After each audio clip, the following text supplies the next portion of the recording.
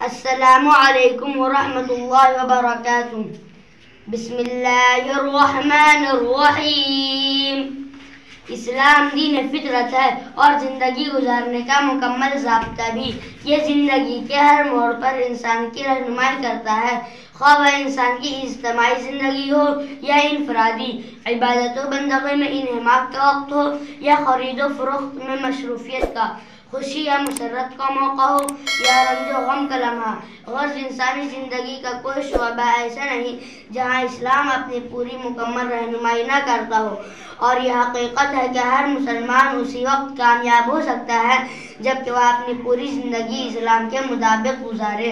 یہی وجہ ہے کہ رسول اللہ صلی اللہ علیہ وسلم نے امت کے ہر فرد پر بقدر ضرورت علم دین حاصل کرنا فرض قرار دیا ہے۔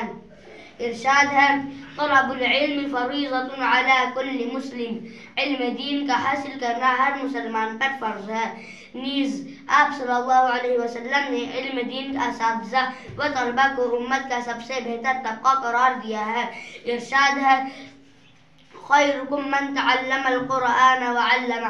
تم میں سب سے بہتر وہ شخص ہے جو قرآن مجید کو سیکھے اور سکھائے۔ اس کے ساتھ ہی اہل علم پر نہ جاننے والوں کو علم دین سکھانے کی ذمہ داری بھی ڈالی ہے۔